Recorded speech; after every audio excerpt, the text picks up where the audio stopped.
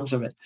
But it was probably a couple weeks later, she was contacted either by Ann Linson or Kathy Longabaugh. And she told us, she says, they contacted me. They want a meeting, Kathy Longabaugh, at the high school with her. And I said, oh, that's fine. But your mom and I are going with you. And I told my daughter, she was like, well, why would they want to speak with me? I said, there's only one possible reason. They're going to apologize to you. Okay. Now, was this during school that they were going to have a meeting with her? No, this after school hours or not? Oh, you mean what time was it? I mean, was it during school hours that they were going to meet with Rachel? Well, no, because the school was out. Okay. That time. This was after graduation. Oh, I see. Gotcha. And so, but they're still, not students in the building, but there's still staff in the building. And so we went in there, and it started off terribly. It was a table just exactly like this. Round table. I was here. My wife is here. Ann Linson's there. Kathy Longabaugh's there. And my wife goes to get a chair because there was no chair here. My wife goes to get a chair, and she's walking to the table. And Ann Linson says, you, miss or ma'am or whatever, she said, you can't sit at the table. Wait a minute. Yeah. She told your wife. Yeah. Ava. Yes. The mother of Rachel. Yes. That she could not sit at the table. Yeah. And it was so funny because as soon as you understand how that can be viewed as a stretch. Look, I was taken. I was like, what? And my wife, but it was kind of funny. My wife's reaction. She said, my wife get and just leans up as close. I was laughing at that. She just got as close as she could to the table. Now, what possible reason could she have had to tell your wife she was not allowed to sit at the table? At the time, I thought it was COVID. Maybe they didn't want too many people at the table. But I was allowed to sit at the table, and Rachel was allowed to sit. Yeah, Rachel was there, Kathy, and that's it. So everybody masked up. No, none of us are masked up. Nobody at the table. No, I was not a masker. Okay, but were the others? No, nobody. So it wasn't an issue that your wife didn't have. I just thought that. Why would come on? Why would anyone do? It was. Well, I'm searching for a reason myself. Well, but nothing. My wife sat up and she didn't say anything else about that. Okay, continue, please. Well, far from apologizing, they called her in to rub it in, which was like unbelievable. They were justifying themselves why they had to do this. And so we were arguing back and forth. These people are ridiculous. This is nonsense. And Kathy Longabaugh actually told my daughter, we had many phone calls complaining about your speech, of how offensive it was. And I say, it's posted, folks. Go read that offensive speech. Yeah, that is absolutely not true. It's complete lie. That's ridiculous. My daughter, what happened was, which I don't know. Well, they'll know in the interview. Yeah, if they watched the interview with my daughter, what happened? Sure. But when they gave her the ultimatum, you're going to read the teacher's speech or no speech. And she said, well, no speech. Because, that is also a violation of law. Compelled speech is also against the law. So it's not just violating her freedom of speech by not letting her speak, but compelling her to give another speech. But they would argue, oh, but we told her she doesn't even have to speak. So she said no speech.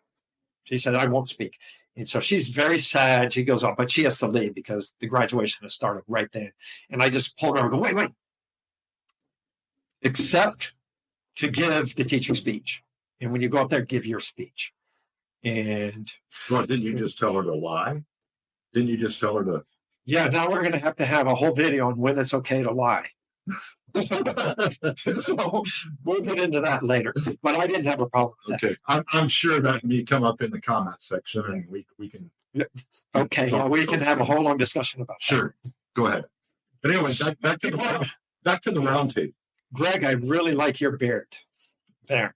Okay. Oh, that was very nice. I was lying. Oh, okay. Oh, boy. So where were we? Back to the round table. Yeah, look, it turned so bad. I just told this is so unbelievable that these people are not serious.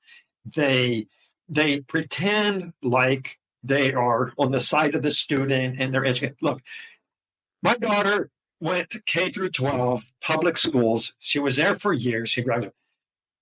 If they didn't do a good enough job in teaching her how to give a speech, you know, I mean, they failed. They utterly failed. But we ended up, I don't know if we left or we were run off because it was kind of heated. They were screaming, we're out of here. There was a point, and I know this for a fact. Okay. Okay. But I'm being gracious to you. Okay. Because of information you may not want shared. Okay. But I know this for a fact. Okay. That Ann Linson stated, and I'm paraphrasing, I can't quote her perfectly, that they were going to go ahead and allow your daughter to give this speech, but because of the way you behave, they decided not to allow her. Well, do I get that right? Yeah, that's what she told us during that meeting. She said it was because, oh, boy. I was like, whatever. So, but here's the problem. That's kind of circular reasoning. She's not letting her speak. And because I go in and advocate for her speaking, I don't like that you're arguing with me about me not allowing her to give the speech, so I'm not going to let her give the speech. Really? So you're going to punish the daughter because of your right. And the reason that she could have given her speech, because my daughter was actually the only adult in the room at the time. This is we're all bickering back and forth. And my daughter says, stop. She said, my speech was very short. We've read it already here. And she asked the teacher, is there anything objectionable in my speech? And the teacher said, no. And that's on the podcast. And this is really funny. And then so she says, so why can't I get my speech? And the teacher and Linson is, I don't want to go against what your teacher has said earlier in this conversation. And then so Rachel looks at the teacher, well, isn't it okay? Don't you agree? I give my speech. And then the teacher says, well, I don't want to go against what Ann Linson decides. I was like, unbelievable. But the speech was indeed approved. There was nothing offensive. No. There was no foul language. There was no violence. No. There was no religion. There was no Trump stole the election. There was nothing like that. No. Okay. Oh, I'm wrong. Oh. The very end, she said, I think it was written there, God bless. I think at the very end. But they never mentioned that. The teacher actually said, no, her speech is, and we even asked her, the superintendent asked her, because they were almost going to let her give her speech. The superintendent asked, is there any overlap between her speech and another speech? And the teacher said, no, there's no. Okay. Everything was fine with her speech. These people are bullies. Well, that brings me back to Kathy Longenball's letter or email, I should say, email, whatever, that was unsolicited. Right. Well, I don't know if I can say unsolicited. You did leave her a voicemail to contact you, and then she said, right. After it had been resolved. Right. And now, I get that she might be upset with me. And if you read it, she said, this all started back. So in her mind, everything I do is somehow against them. And I'm doing this to get back at them, which is simply not the case. It's not. Then you have a vendetta. You have vengeance. Well, yeah, but that is look. Right. That was that issue is resolved. Not resolved in our favor, but my daughter's fine with it. What happened is I posted online a video, the video of me being taken out of the school board meeting. And when I posted online, I was contacted by the president of Purple for Parents. Ah. And I was like, oh, my wife was following this group, Purple. I wasn't. I heard her talking about it, what I didn't know really anything about it. And they saw it and they said, we want you to join us. And I asked them, what are you about? What does your organization stand for? Mm-hmm. And it was really funny that they called me, because how did they know that I was a Christian and had the same ideals of, schools educating students and staying away from the sexualization, the indoctrination of critical race theory and diversity, inclusion, equity, things like that. But we talked about that, and I thought, hey, this is a good group. I looked into it more. My wife had been following them, Okay. and I told them, yeah, I'll join. Okay. That's a good cause, and that is why I became active in this. This has nothing to do with me being angry about anything. Other than your daughter's speech? No, I was not angry about anything. It was about parents and concerned citizens doing what they can to get sexually explicit literature removed from curriculum, from the libraries, things like that. And because I was called, I took that as I have a calling. I was down in my basement doing nothing. I mean, but studying the Bible all day. But when someone asks, hey, we want your help, how can I turn that down?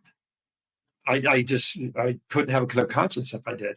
And because I had the time, I said, yeah, I'll do it. And so I became involved, and I started going around to different school boards and speaking at different school boards.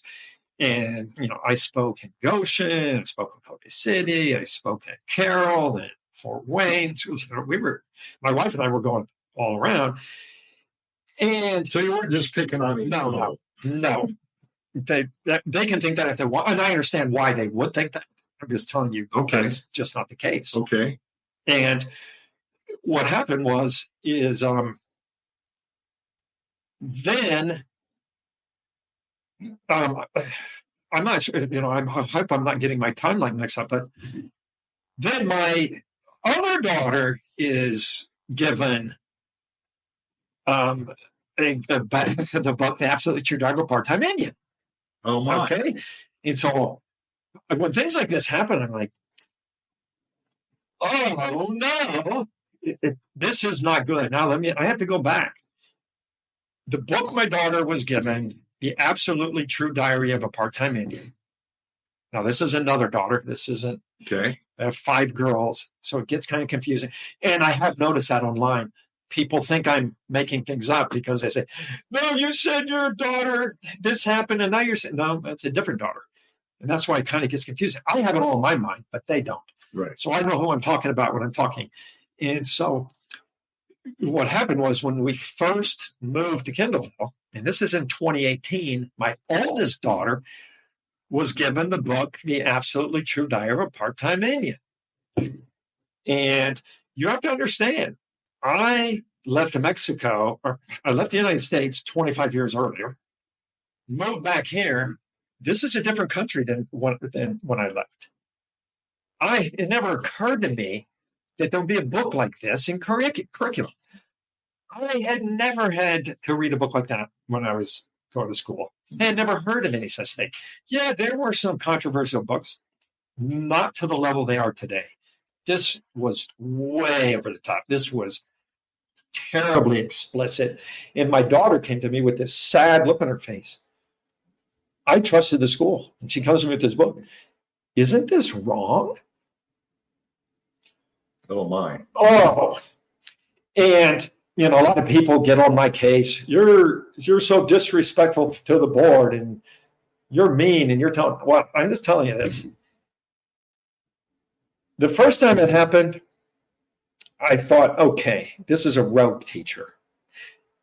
This isn't part of curriculum. This is just a teacher who, for some reason, whatever. So I got that book. I got my daughter a different assignment. This was in 2018. Mm-hmm. And then in 2021, that's when it happened the second time with the same book. And then I realized this, and this is when I contacted Kathy Longenbaugh. And this is the first time saying, hey, I'm familiar with this book. So there is some history between you and Kathy Longenbaugh. Yeah, but there was nothing heated the first time. Okay. The second time, there was pushback from her. She said, this is the book that is being taught. And I told her, not to my daughter, it isn't. because I already knew what was in that book. And then we got into this heated email exchange. And the last thing, and this is what I want people to understand, if she would have responded kindly and softly and said, I am sorry, I'm going to give your daughter a different book. But because she was insistent that my daughter continue in that class, my daughter actually had to sit in the guidance office for a couple of days. I said, you can't put her into a different class. She said, the school, all the classes already started, and there's only one other class. I said, does it have a book that isn't sexually explicit? It's not, it doesn't have, it's not profane. She said, I don't know. So they told me the book. I read the book. My daughter, she said, your daughter will be sitting in guidance until you decide whether this book is appropriate. So I actually had to read the book. I read The Boys in the Boat before I approved it. Now, you have to understand this. People think, well, you're not respectful. The last thing that came to my mind was to be respectful, meaning to appreciate, honor, to hold these people in high regard when they're trying to force my daughter to read sexually explicit material, which I purposefully kept her from her entire life. I was a strict parent, and I was very careful with my children. When they're 18 and they move out, they're going to decide for themselves. But it's my responsibility, and I take it very seriously because I am going to be judged by how I raise my children. And it was a very serious thing with me to not corrupt them at a young age. And so I just wasn't going to have it. Wow. Okay. But, well, I was just going to say, but I just want to be clear on this because the people, you're disrespectful. Well, what does that mean? What does it even mean? I'm not polite and I speak caustically. I'm rough. I actually reprimand them. Okay. You know, so here's the thing. Nothing that I have said so far on Engage East Noble or any website is any more disrespectful than calling a Black person the N-word, which they want in curriculum, okay? Nothing that I have ever said is as offensive as what they're doing to the children at East Noble by obligating them to read sexually explicit literature. When my daughter came home with literature that encourages them to masturbate, really? People think I'm going to respect that? That's crazy. I understand. I have to go back to Kathy's letter. Okay. Let's talk about the tone briefly. Can you give me one word descriptions that comes to your mind of how she approached you within that letter?